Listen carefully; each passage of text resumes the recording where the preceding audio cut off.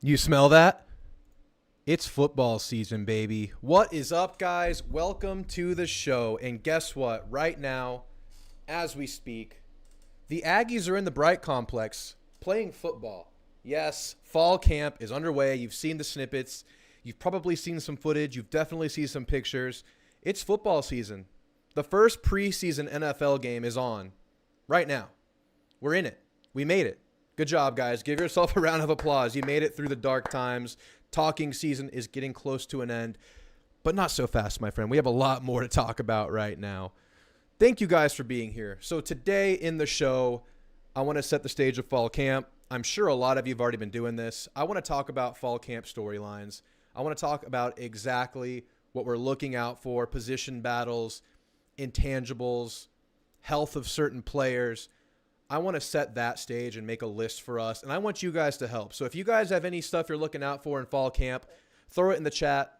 The call-in link is pinned in the chat. Click that. You'll be prompted to enter a waiting room, and we can talk Aggie football live on YouTube or talk about whatever you want. But the theme of the day is fall camp because we had a lot of things to shake out. There are a lot of things we know about. There are a lot of players that are known commodities, players that likely have spots reserved on the team. But on the same token, there's a lot of stuff we don't know. There's a lot of players that need to make a name for themselves. There's a lot of position battles that need to play out. So I want to talk about that, talk about some things we're looking out for today. But like I said, they're playing right now, and I would have killed for 7 p.m. indoor practice facility, fall camp practices. You got to feel like that's like an event, right? It's like a kickoff. It's like the energy going into that building at night, energy of the new program, energy of the new staff, quarterbacks back, exciting players all over the place. That's got to feel good for these players. I remember when I played, we were either practicing at 3 o'clock in the afternoon or at the butt crack of dawn in the morning. Now, I get that you need to facilitate and form toughness, the grind, the ability to strain through brutal conditions.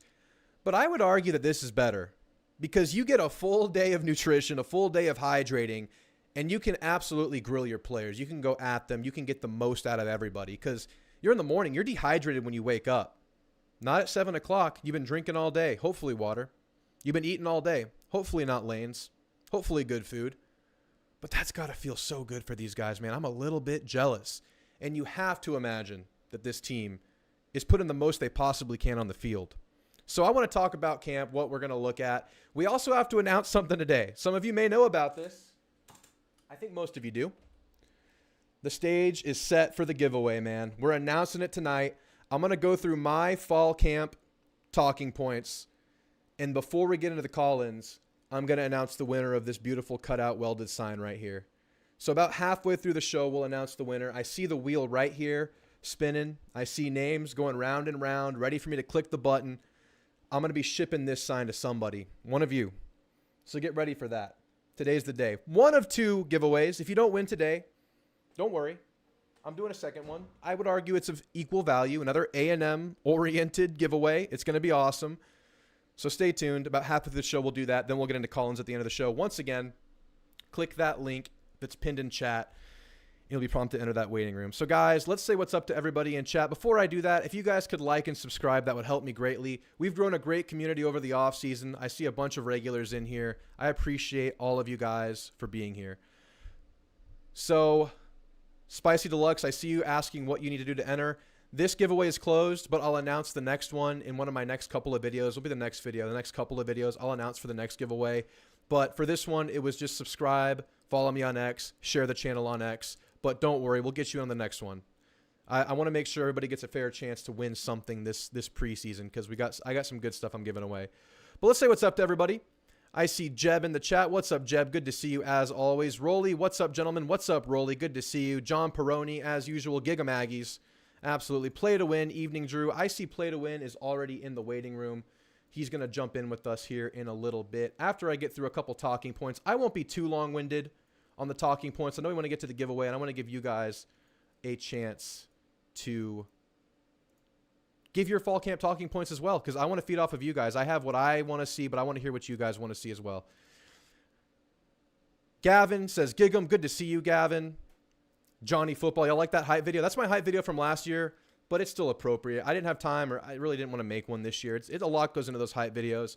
Hopefully when we get a good year of Mike Elko, we'll have a great new hype video to make for next season. I didn't feel like, we didn't get too much juice in this 7-win season. I wanted to, let's give it another year and see if we can put together another nice hype video. Jeb, man, that 2010 season, A-Chain, absolutely. That run that made Spiller famous. I was at that Florida game. That Spiller run on 4th down, I think, at like the 18-20 for a touchdown. Beautiful, beautiful. What up, Drew? Loving the studios. Thanks for being here, Ted. Always appreciate you, man. We're doing fall camp storylines if you want to call in, Ted. I know you like calling in. Ronnie Barker, good to see you from Tokyo, checking in once again. Baby AC Fresher, yes.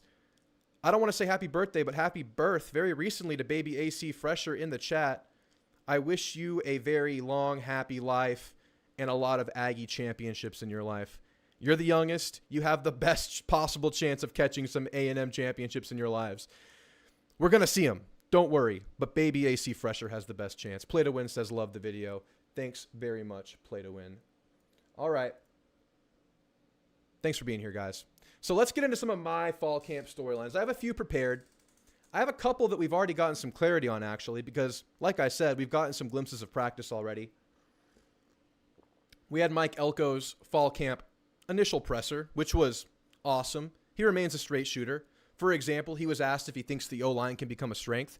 He said, we'd like it to be, but I think if you're trying to project from where we were before to where we would be now, I'd be pressed to call it a strength. He remains a straight shooter. He doesn't beat around the bush. He doesn't speak in riddle and rhyme like Jimbo did. For whatever Jimbo was, not trying to hate too much, won a championship in his career. That got old. It's a nice change to have a straight shooter. But let's start with what we saw in practice. And of course, practice 1, you're not going to take much away from it. They're building the foundation. They're building the base for which they will stack building blocks on top of. They're building a pyramid. You don't start with the top point, you start with the base. So by now, we know that throughout the offseason, accountability, effort, a winning attitude, all that stuff was strongly emphasized. And that was evident by the players that interviewed during SEC Media Days. We heard that if one player suffered, the masses were punished. We heard that they were essentially forced to be where they were when they were supposed to be there. We even heard Mike Elko say he didn't think a player missed a workout throughout the summer. That's a pretty bold thing to say. I mean, damn, they must be getting something through to these players. That's really cool. But the question I had was, how does that transfer, and does it immediately translate? And I have to say, based on early reports, it did. We heard from this first practice, they were playing like a bat out of hell. They were playing with their pants on fire just through their drills. Whatever you do in your first practice, they were going balls to wall by reports in this initial practice. You had efforts being called out by coaches on the PA system. You had Tommy Moffitt getting in the ears of players at all time. You had players going 110% at all times during practice. Now, obviously, that's a positive development. That doesn't equate to a championship. It doesn't equate to wins. But like I said, you're building your base for which you will build the pyramid from. And if that base is sturdy, you can stack some nice building blocks on top of that.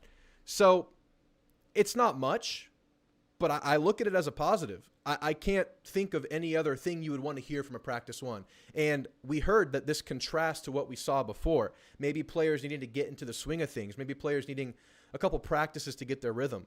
They were forced to have their rhythm in practice 1. And I've said this a couple times now. It feels like they're instilling that how you do anything is how you do everything mantra. And that it was an off season, and that is in their basic practice 1 drills and efforts. For what we saw with the media, whatever media was allowed to go to, we saw that. It was palpable, and it's very exciting. But effort is one thing. Learning the playbook's another thing.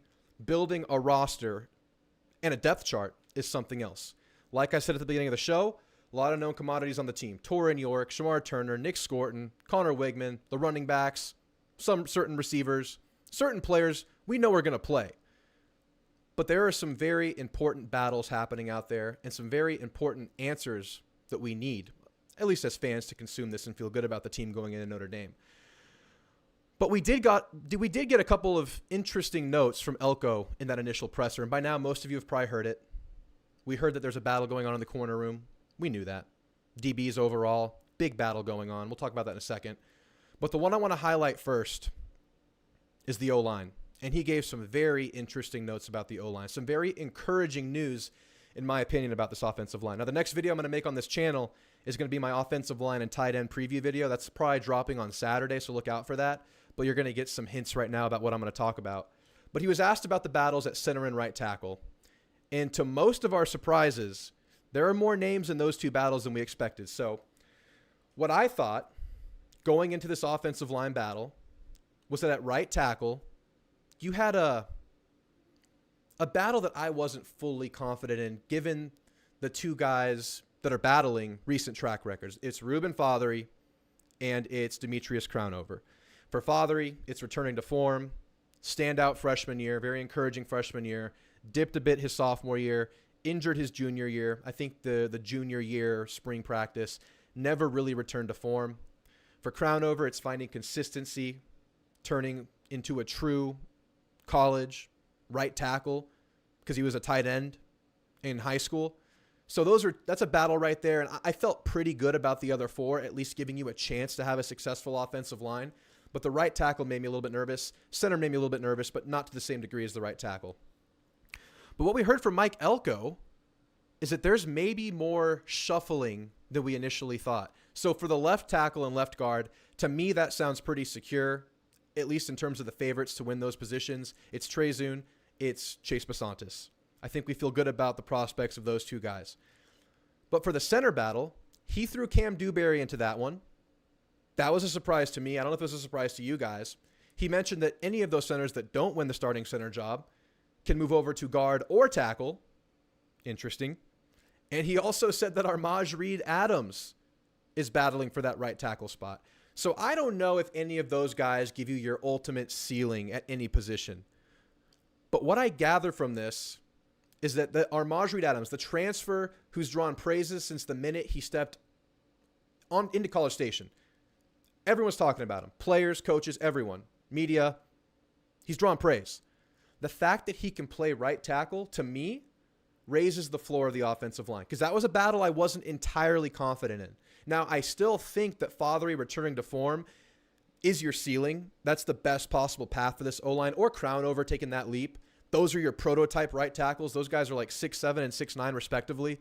Armaj is 6'5", big enough to play tackle. He's 330. But the fact that we have a solid contender in there to set the tone in that position battle, that really alleviates some of my anxiety. That tells me that, okay, the battle didn't work out. Armaj, get out there. We know you can at least play this well. And for Cam Dewberry, I feel like Cam needs to play somehow. I feel like Cam's a guy that needs to see the field this fall. And, of course, he needs to return to form as well. From reports, Carter Carrolls and Hattersley of 247 said that that injury that he eventually had surgery for in the offseason, or kept him out of the bowl game, I believe he had surgery, don't quote me on that, but it kept him out of the bowl game. That injury lingered throughout the entirety of last season, and that slowed him down. And maybe that's why we didn't see the best Cam Dewberry. And we remember what he was as a freshman. By the home stretch of the 2022 season, a struggle bus of a season. But he might have been our best offensive lineman down the stretch that year. So the fact that he can play center or guard heightens the chance that he'll see the field. And then you have Fowie. I don't know if that's how you pronounce his name. We're going to go with Fowie. I don't know how to say it. But the transfer out of Utah, he's in the battle. He can play guard or center. And then, of course, Mark Naboo, probably the favorite, I thought, going into the camp to win the center job. He can play guard or tackle. So the fact that you can shuffle these guys around, the fact that Elko's looking at it that open-ended, to me is very, very encouraging, guys. Because, obviously, I'm going to say this in the channel, in the next video I made. I've said it a couple times already. I think the offensive line not only determines the success of the offense, but I think, like, it's the difference between 7 or 8 or 9 and 10 wins, the offensive line. And I don't think that's a bold statement. I think most of you guys would agree with that. But to me, this ability to shuffle, this ability to mix and match, that really, really raises the floor, in my opinion. I don't know. What do you guys think about that? I'd like to hear what you guys have to say about that development. The fact that so many guys can play so many positions. I think that's awesome. I think Armaj and Dewberry, those are priority guys you want to see on the field. But, of course, we have to see everything shake out in fall camp, and we have to see how things shake out over the first few games. Anything can happen. So those are two things we got a little bit of clarity on: the energy, the offensive line characters. But much like the offensive line, corner, DB, wide open. I think the only guy we know for a fact, pretty sure, 90% certainty, that starts at DB is Bryce Anderson. I think that's a given. But outside of Bryce starting at safety, everything is wide open.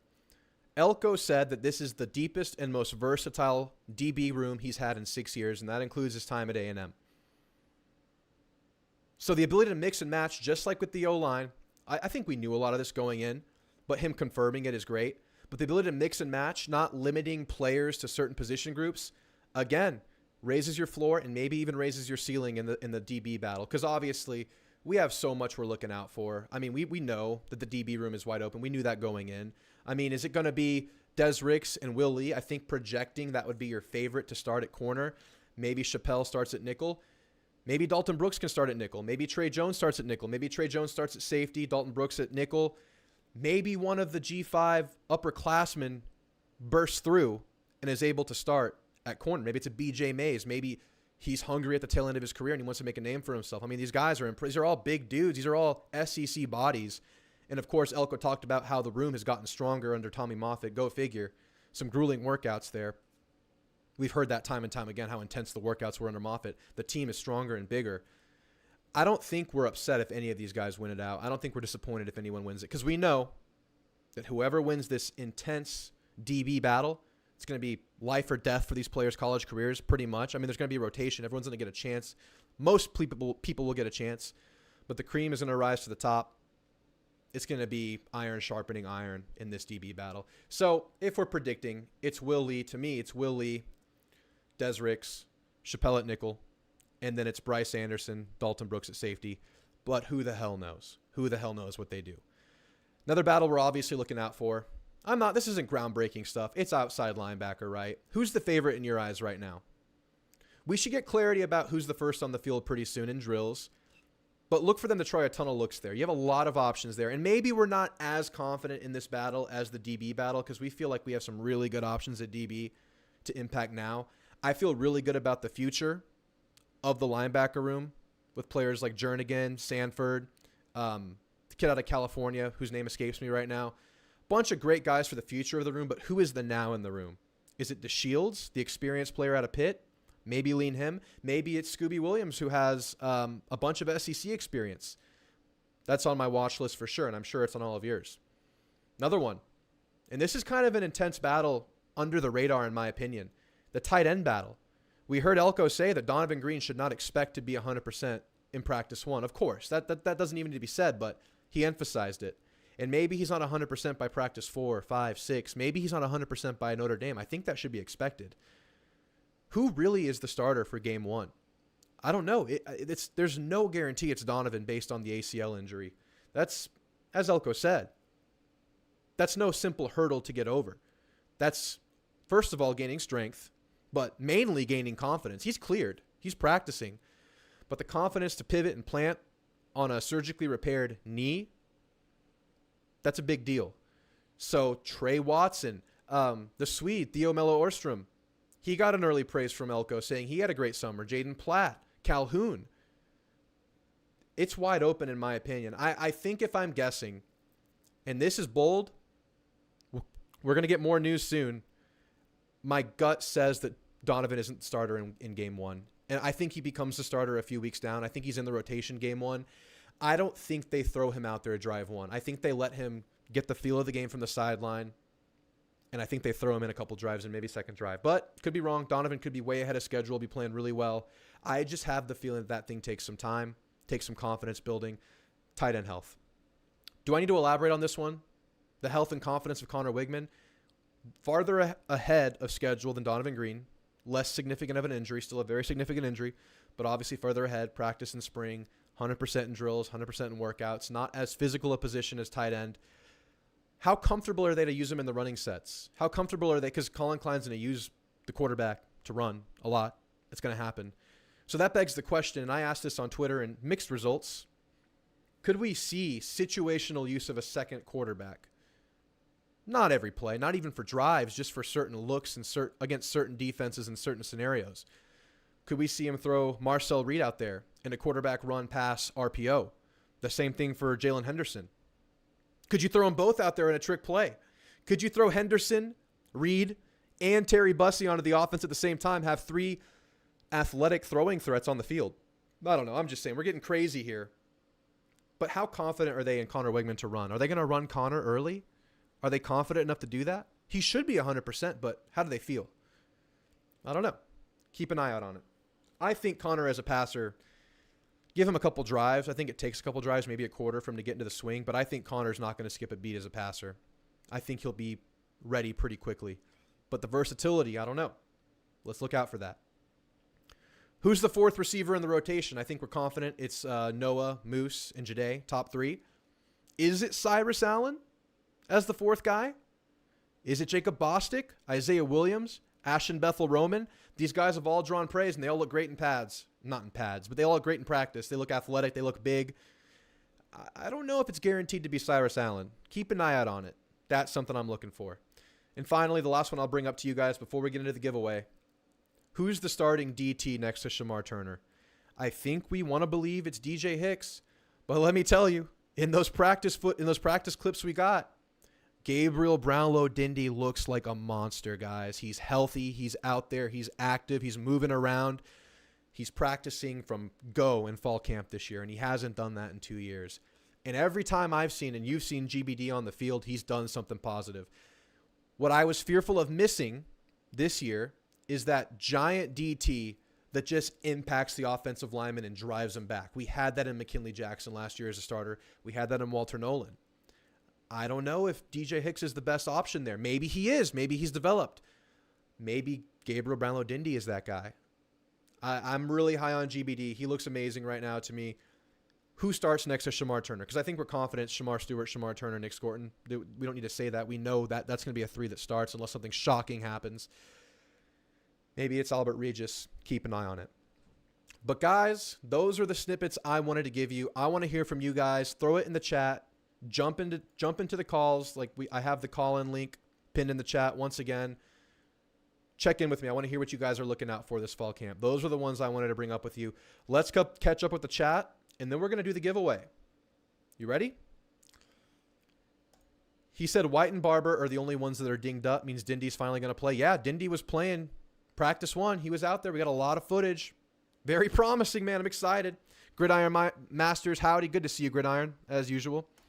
Glad to see Elko feels better about the receiver core. Yes, and he said that he feels better now after off-season workouts in the off-season program than he did when he first came in. Very encouraging. We have to see it.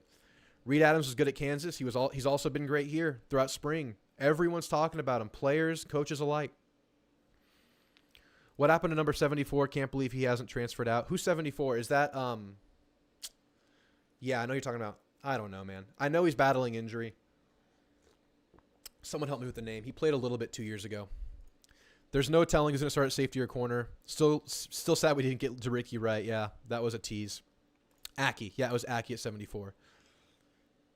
Cassius Howell, very slept on. No one's talking about Cassius Howell. Look at him on the first, third, and long of the season. He'll be out there on third downs, the passing situations. He'll always be out there. I believe we see Reed in some packages. I'm leaning towards it, man. I don't know if they're going to want to run Connor early in the year. I think maybe throughout the year they'll get more confident as Connor gets more confident and gets more game ready and gets distance from his injury.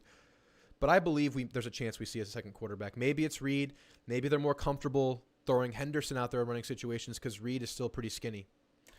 Howell was considered a top 100 player last year according to Billy, so he's very much slept on. Yeah, absolutely. Rodas Johnson at DT, contender as well. Absolutely. All right, guys, that catches us up in the chat. And guess what, guys? It is time. Time for the giveaway. Y'all ready? Y'all ready for this giveaway? I think everybody in the chat pretty much has entered. Let's see if I can get this situated for you guys. Boom. Boom. Here we go. Wheel of Fortune. All right, guys. So these are everybody who entered the giveaway. Everybody who jumped in, shared the channel. Very, very supportive group of people. Even if you didn't enter this time, it's probably because you didn't hear about it. It's all good. We have another one coming up right after this. But before we get into the calls, we're going to announce the winner. So last look at it while it's up for grabs. Beautiful sign right here. I will ship it directly to you. Here we go. Are we ready? Are we ready? I'm a little nervous. All right, guys. 3, 2, 1. I know a lot of people entered. 40 plus entries. Who's it going to be? It's Love Shack. Is Love Shack in the chat right now? Love Shack with the 5 entries. He entered today, man. He barely made it in. Guys, thank everybody for entering. We'll have plenty more opportunities. And if you entered before, you're going to get a little bit something special for the next challenge we do. So, yeah, he's a lucky bastard, as Jeb says right here. Thank you so much, everybody, for entering. Like, I can't tell you how much I appreciate all of you guys. I wanted to give back somehow, and best I got right here. But the second giveaway, you want a hint? Aggie-oriented. Maybe help you with your beer situation. Maybe Gatorades. Maybe waters. Maybe sodas. Congrats to Love Shack for winning this one. I'll DM you on X. I remember I've seen your profile on X before. Congrats to Love Shack for winning it. I hope Love Shack pops up in the chat. Guys, thanks again. Notre Dame tickets for the next giveaway, says JT, man. I gotta sell a lot of kidneys. I gotta make some money if I'm gonna give away some Notre Dame tickets. I will be at the Notre Dame game. Anybody wants to say what's up? Oh, everyone's saying it. Notre Dame tickets next. Notre Dame tickets. Oh my, maybe I'll give you some Bowling Green tickets one day or something like that. Something like that. All right, guys. The call-in link is open. Anybody wants to call in, give some fall storylines, what you're looking out for, any comments you have, feel free to call in. The link is pinned in the chat. So we have our first caller. It's Play to Win 1958. What's up, Play to Win? How you doing tonight? Hey, Drew. How's it going? Pretty good, man. Pretty good. Exciting after that giveaway. I mean, that was intense for me.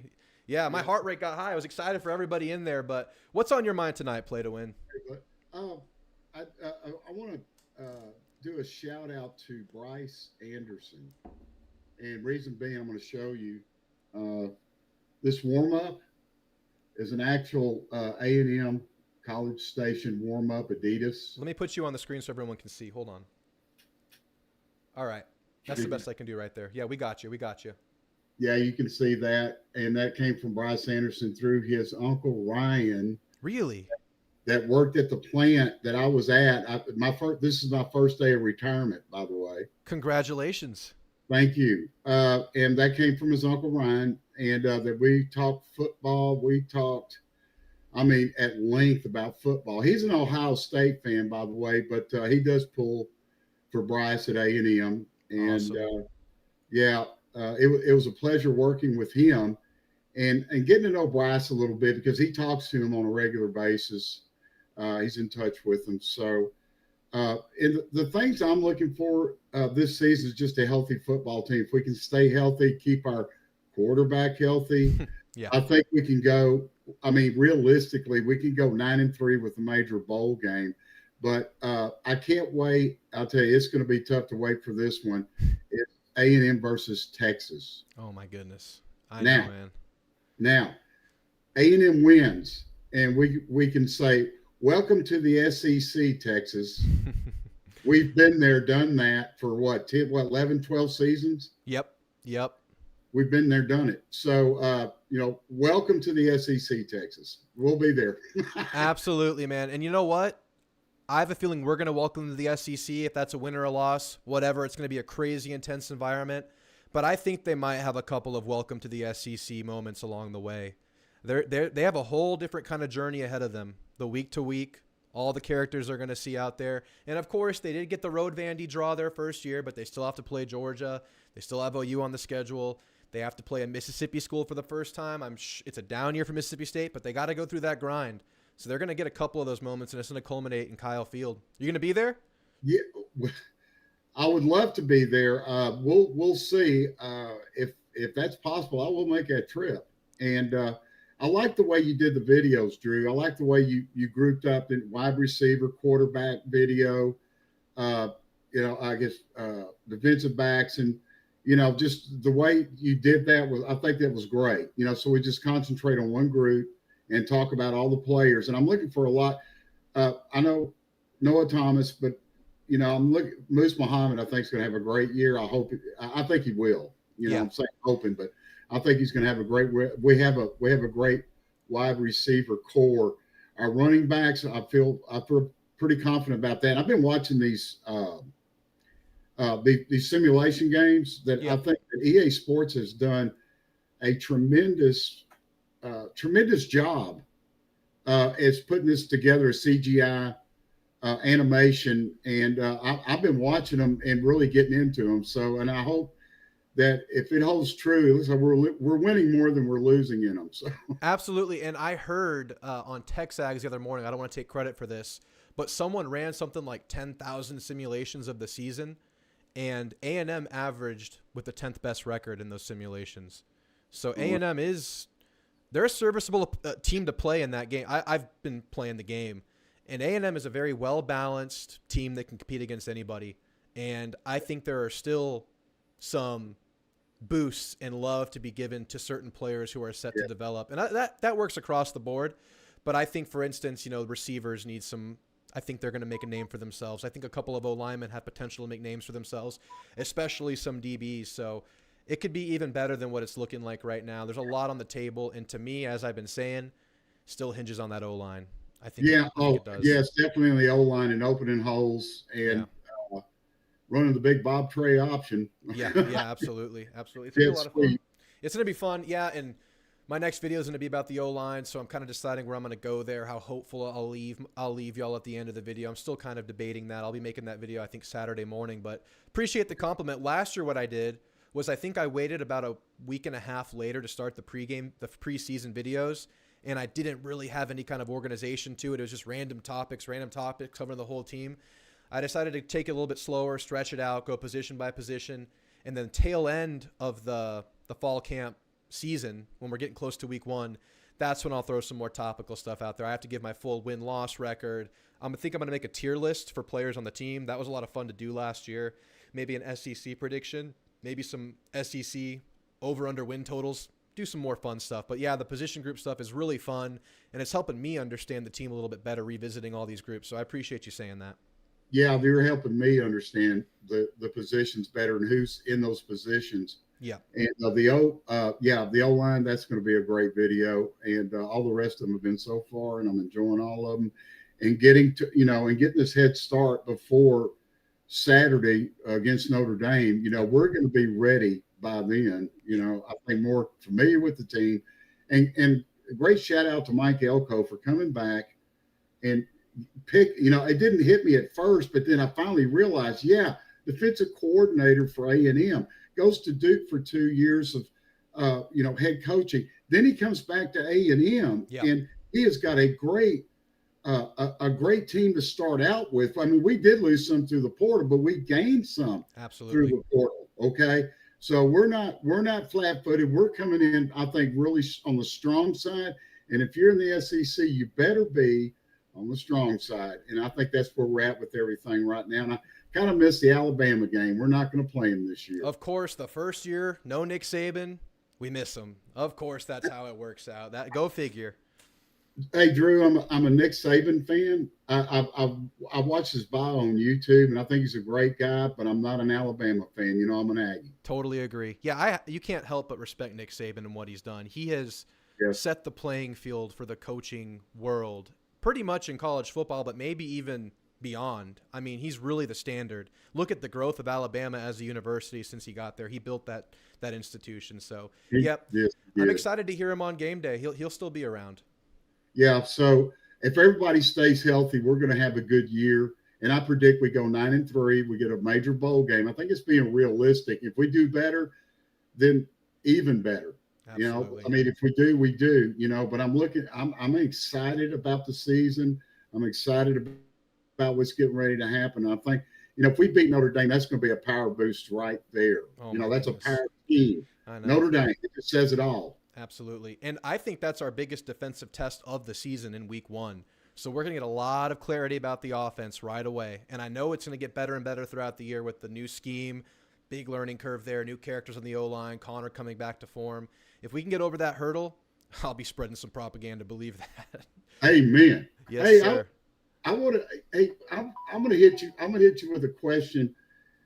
Out of all the sports announcers that have announced college football, and I'm just going to throw it out there, is who was your favorite college football announcer besides Monaco and I forget our other one, but who would be your favorite? I think it was Andrew Monaco is one of our Yes.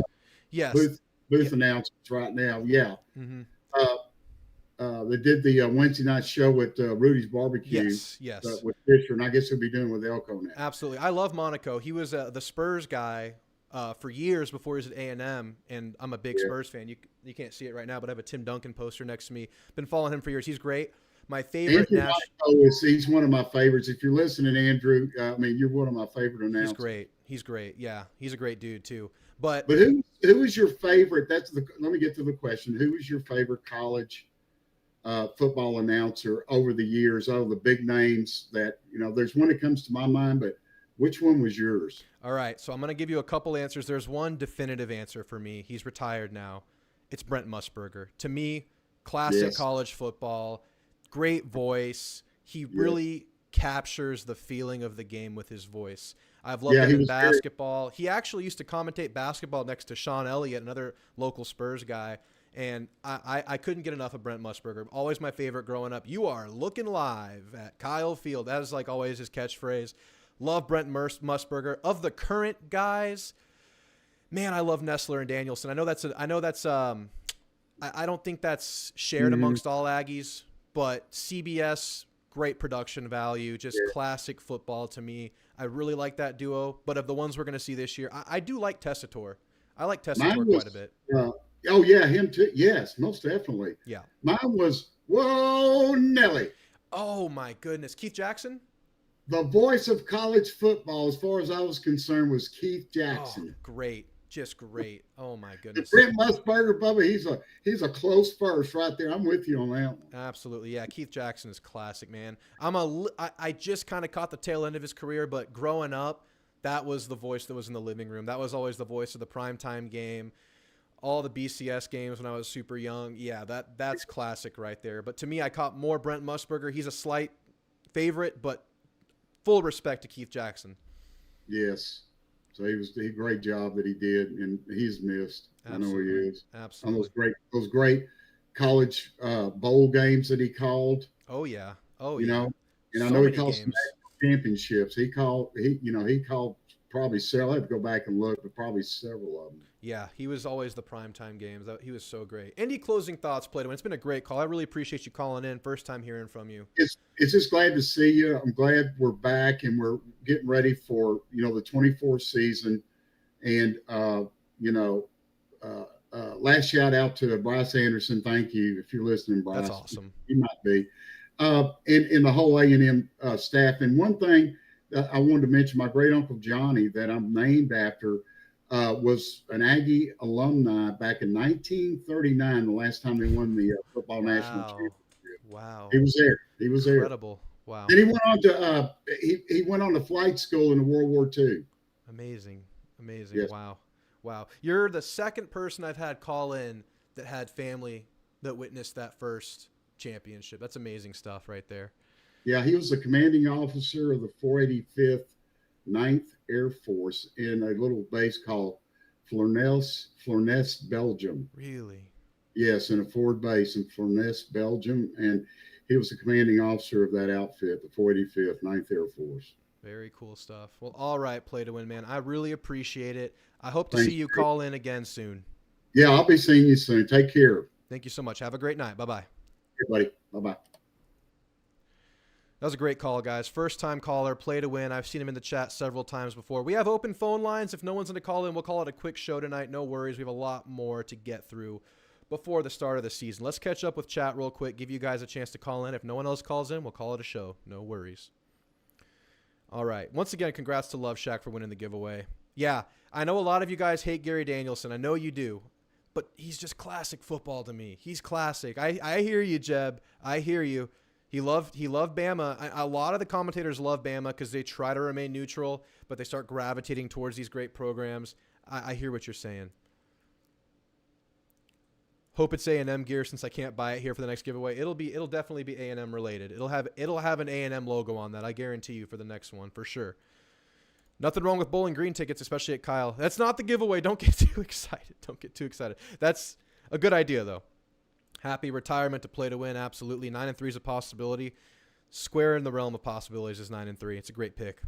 Nick is going to blow up the TU quarterback. He has an assignment on his hands with that O-line, but if anyone's going to get through him, it's going to be Nick Scorton, Shamar Turner, and Shamar Stewart. Absolutely. I will say, since joining the SEC, we may not won much lately, but we're definitely not an easy win for teams. We're competitive.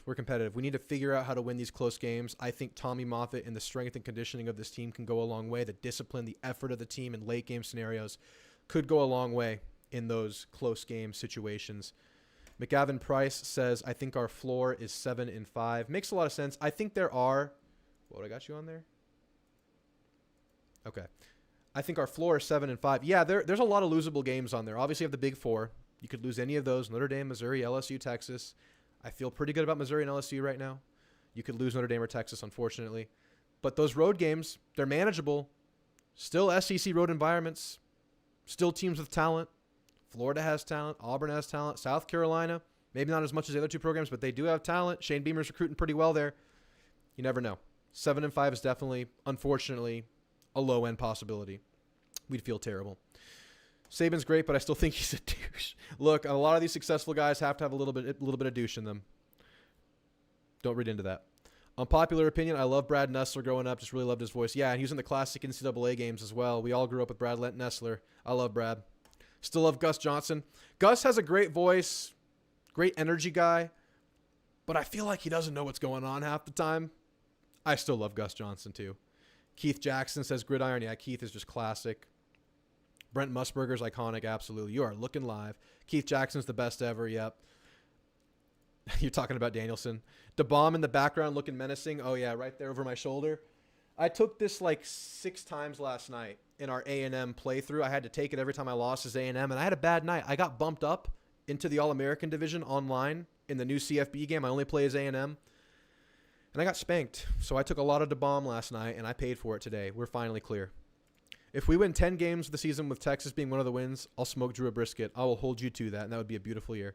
Ronnie says, I think DJ Hicks will have a breakout year since everyone will be focusing on Scorton and Stewart. Very possible and a great point. Colin Boone says, Florida at the Swamp, week 3 is scary. I feel a lot better if we win against Notre Dame, though. Absolutely. If you lose to Notre Dame, it's very possible you start the season 1-2. I'm not projecting that. I'm not predicting that. Even if you start 1-2, I think there's a path to get back on track because you're getting through some early hurdles with the new staff and Connor coming back to form and a lot of learning. But let's explore that if we get there. Uh-oh. I've gone and done it, boys.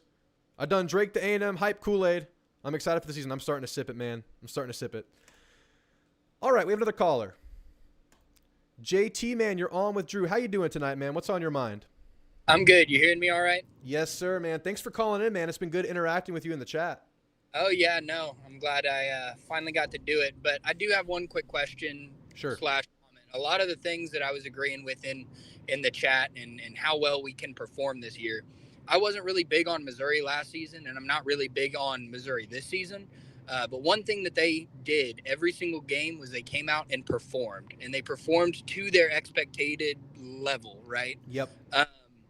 And my question is number one, do you think that we're going to be able to perform to our expectations, or do you think that we're going to have those ebbs and flows like we had forever under Jimbo?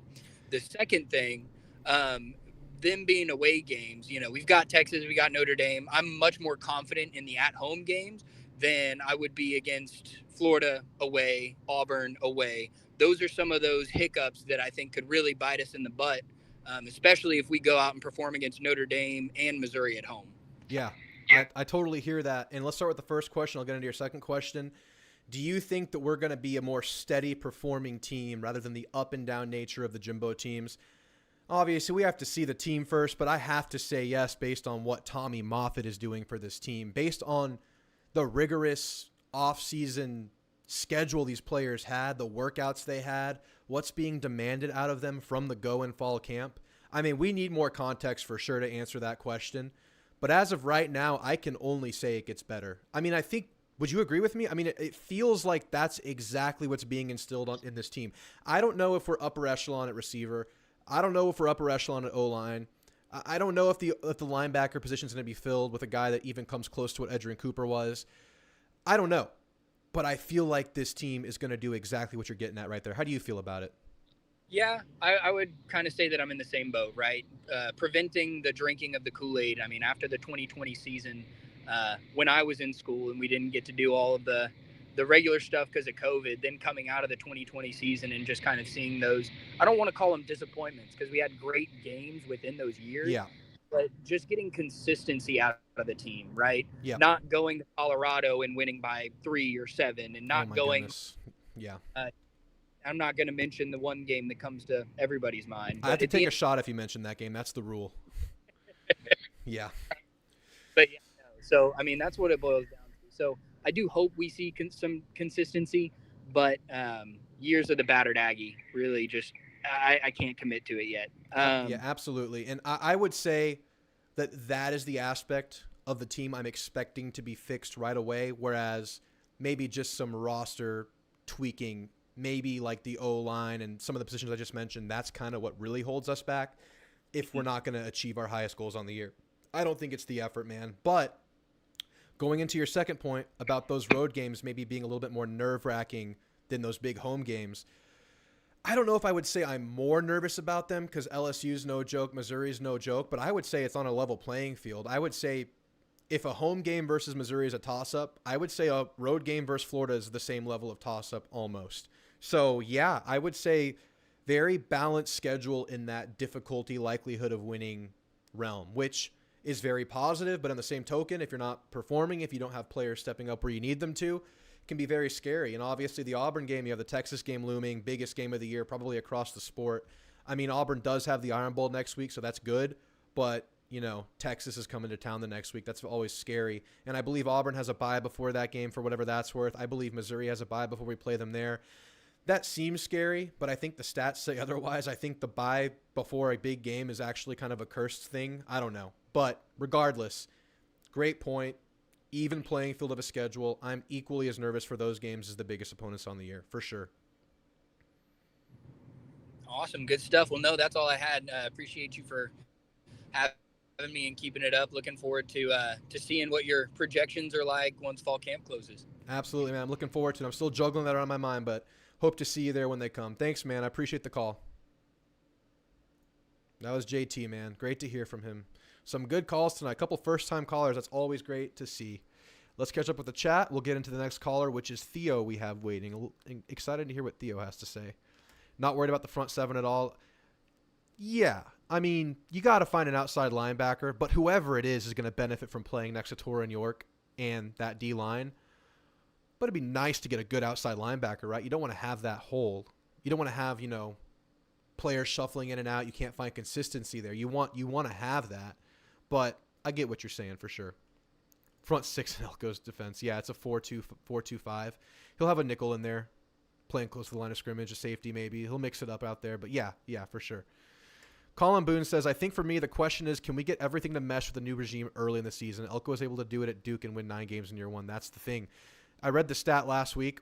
Elko at Duke, the year before he was there, had a defense that ranked in the 60s amongst FBS Power 5 schools. So Duke was like 63 in total defense. That's like bottom. There's like 68 Power 5 schools. First year at Duke, not even having his guys yet, he was in the high 20s. That's without getting his dudes. He's shown that he can do it in short order, but this is obviously the SEC. It's a different ball game. He doesn't have his guys. We talked about this, but he has dudes. He has guys that you wouldn't throw back for sure.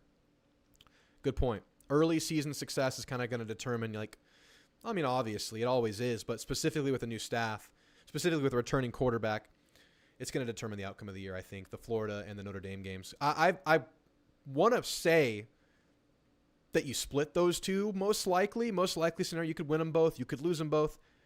I think it's very likely you go into Missouri with 1 loss, and I want to say Missouri is kind of the hinge game on the year because you win that, you go through the rest of the season with 1 or 2 mulligans, most likely, and the home stretch of your year, some tough games, some winnable games.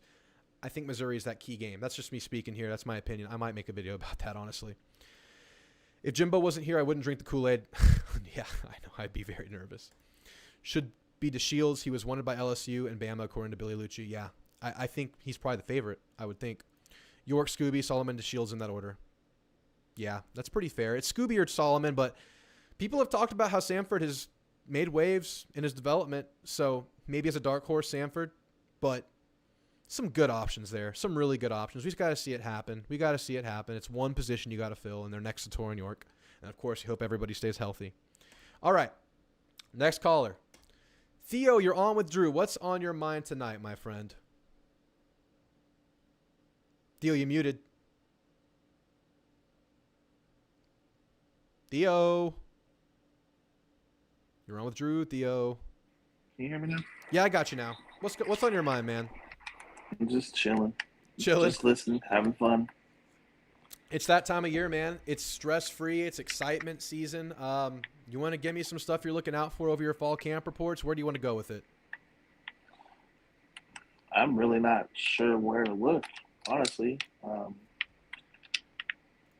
And I'm just kind of chilling on it, trying to pay attention to what's going to be said and what's being put out there and how the team is gelling together and seem to be fighting together. And I don't know. So you're in I sit saw that back and you were- wait. You're in sit back and wait mode. You're just letting it play out. Let the chips fall where they may.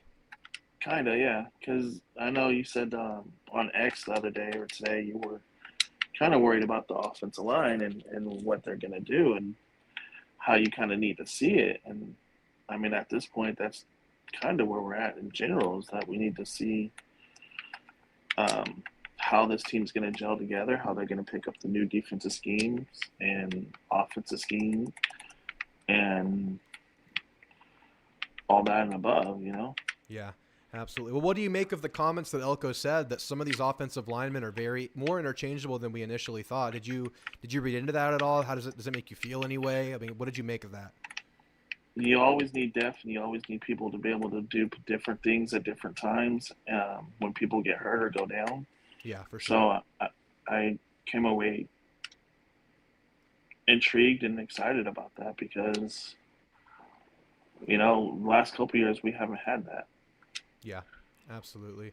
Yeah, it's the versatility, man. I mean, the fact that you have people competing for multiple positions, I think, just kind of raises your floor because if obviously we've thought all year is the Fathery Crownover battle, you can slide our Maj Reed Adams in there. To me, that's encouraging. It's like kind of a pacemaker for the position group. It's kind of a baseline that you have there. I mean, maybe he's a positive player, but at worst, he's someone that can slot in. So that's exciting.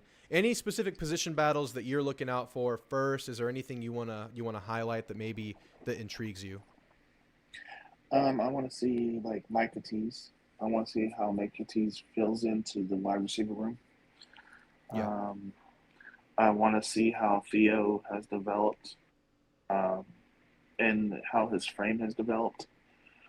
I obviously want to see how the quarterbacks do, Connor and them. I want to see how they've developed and what kind of feel they have for the offense. And really, a lot of this stuff we're not going to be able to know or see until August 31st. For sure. I don't know. We'll get some scrimmage reports to give us a rough draft of what to expect, but you're absolutely right. I'm trying to figure out who maybe would be the nickel corner. Yeah. Who are they going to put the nickel corner? Is it going to be someone that's a big-bodied like Ratcliffe, who played at San Diego State, I think? Or is it going to be somebody like Des Ricks, who played at Bama? Is Ricks more of an outside corner? Is he an inside corner? Mm-hmm. What are we going to do with Chappelle? Are we going to make Chappelle the number one corner in which he has to cover like the number one wide receiver, or how that's going to go about? The linebackers, who's the starter opposite of York? Is it going to be someone who's more athletic, like say Lockhart or Sanford or Rylan Kennedy or someone like that? Or is it going to be one of the more experienced guys like Scooby Wright or the kid we got from Boston, or not Boston College, Pitt? Yep, the Shields. The Shields. Like, there's so much there, but we're really not going to be able to know until pretty much game day. Yeah. Yeah. A couple interesting comments in the chat. Cornerback matchups will be primarily dependent on speed because you have a good mix of speed and size. You have some smaller guys that are quicker, maybe Chappelle. You have some bigger guys like Des Rakes, Ratcliffe. You can mix and match and kind of maybe not call someone cornerback one, just play it matchup for matchup. You got a speed burner, throw a faster guy on him. You got a big dude, throw a bigger dude on him. You have that flexibility, which is really cool. And I wonder if they'll just kind of play it as it is, play it based on the matchup. Someone's also asking, how are we going to use Bussy if we do it all? And no one has wandered off the idea that Bussy's going to play multiple roles on the team this year. That has been the talking point. Bussy has said it himself. We heard Coach talk about it. I don't know if he's ready to be a down-to-down guy in year one, but I have to believe they find a way to get him on the field. What do you think? I do too. I mean, he's such a electric talent. He really is electric. I don't know if I remember telling you this, but the first time he got a touch in high school, he returned the kickoff for a touchdown, and I believe he was only in ninth grade. That was his first varsity touch, was a touchdown. Yeah. That's awesome. I could imagine him returning kicks year one. I mean, I could see it. Maybe you don't want to throw Ruben Owens out there. I think you have Owens and Moose that could do it. You have Cyrus Allen that could do it. But why not throw the electric freshman out there as a returner? If he's not playing down to down, you kind of keep that wear and tear off the other guys. Throw Bussy out there and let him return. Throw him out there in some trick plays. Let him do a double pass. Throw him out there with Marcel Reed in a running look. I mean, get creative. And I think Colin Klein will. If he doesn't have to, he won't. If they're happy with Connor in every situation, great. But they have that flexibility. A lot of flexibility going around. Look at what they did with Will Walker at Kansas State. Or not Will Walker, Will but Howard Walker and Avery Howard. Johnson, yeah. Yeah.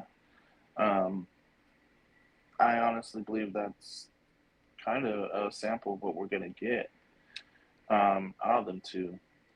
I don't think he's going to be focused on like running Connor with the way his foot injury is or was. Not saying he's injury prone, Right. but you don't want to retry such an injury so soon. Yep. When he's just starting to recover from it. No, well, not recover from it, but come back to it. Yeah, you can ease him into it, right? Or you don't have to throw him in those more risky scenarios where he's getting hammered in potential running looks. I mean, I think there's reason to believe that Connor is truly 100%, but why risk it, you know? Why risk it, especially early in the year? I could see Notre Dame being the game where you see them get creative. That's the best defense you're going to see all year. It has to be. I had this discussion on X. If Notre Dame's the best defense we'll see, who's the second best defense? Is it Texas? Is Texas the second best defense on the year? It's not Missouri.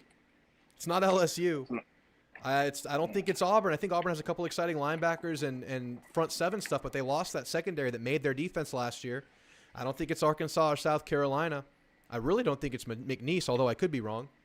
I mean, I think if you have stuff up your sleeve, you do it versus Notre Dame, which is weird because typically the wrinkles are saved as you have more time to install. But maybe they throw some stuff out there early versus Notre Dame to confuse that really high-end defense. I could see that. I mean, I think there's going to be a wrinkle every single week.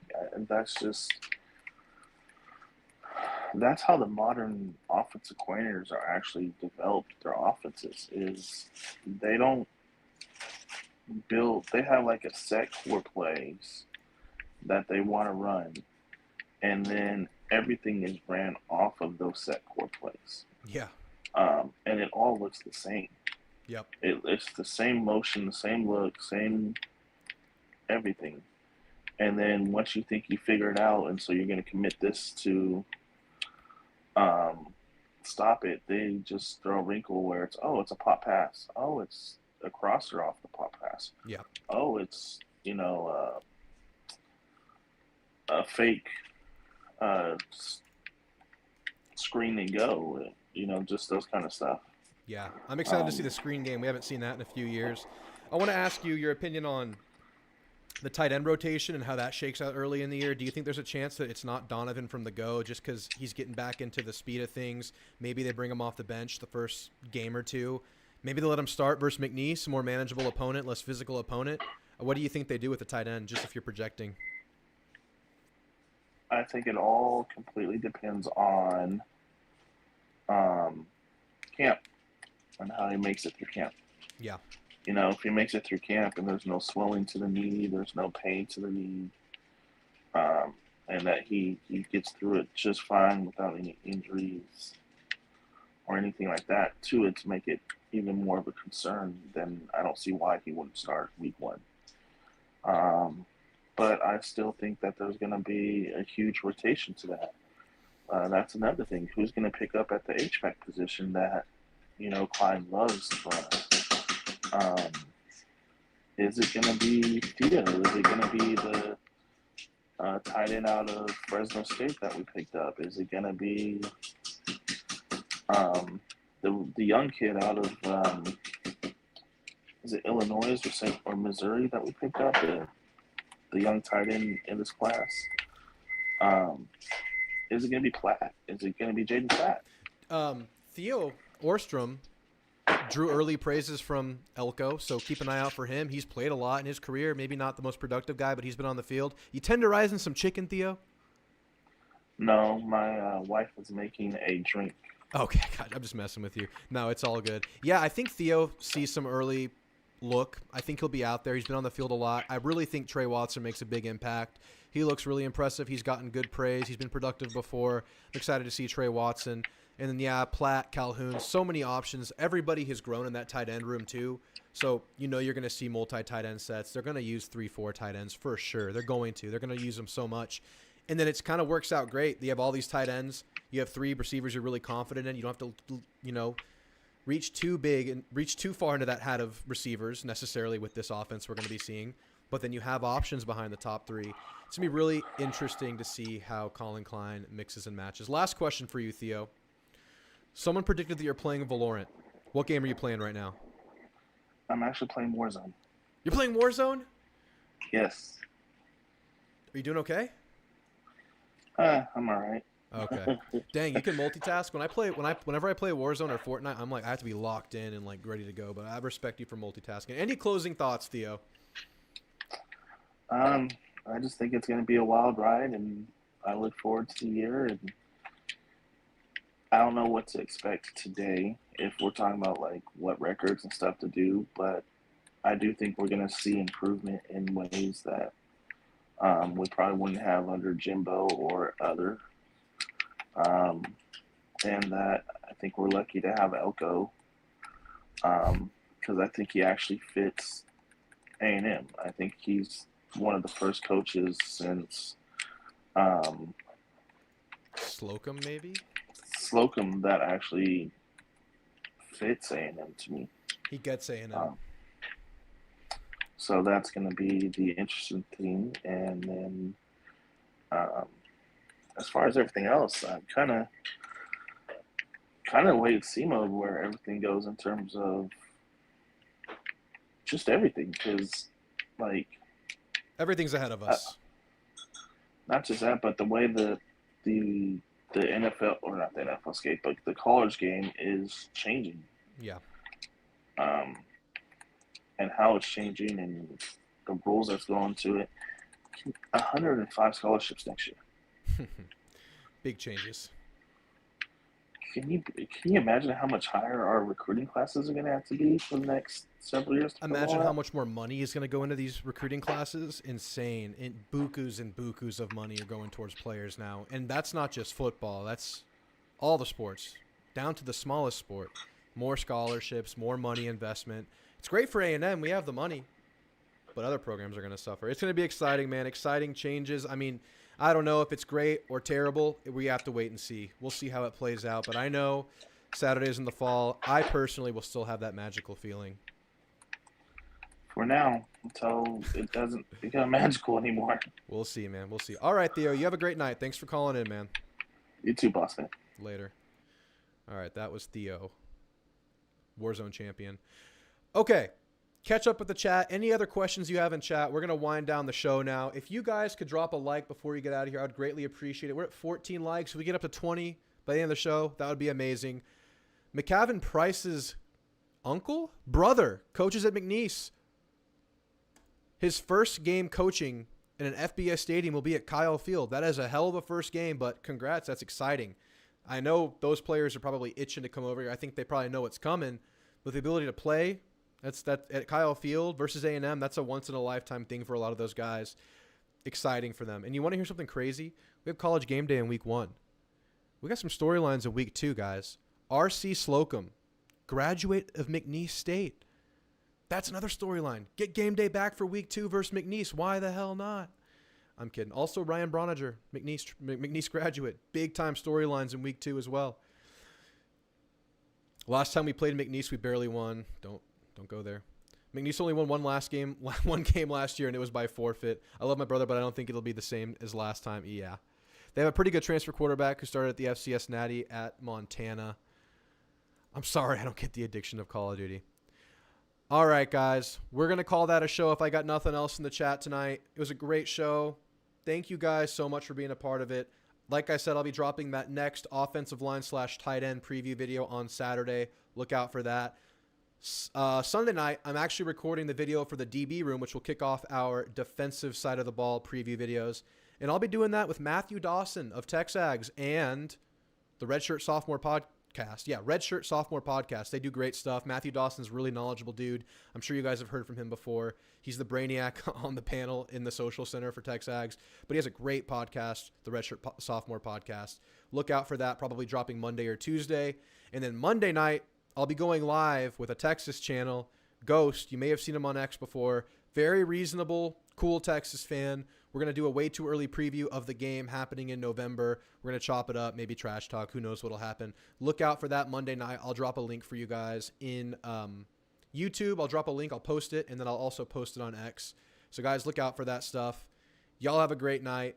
Get those likes up on the way out if you can. Subscribe if you haven't. I appreciate you all. Thanks, and gig 'em.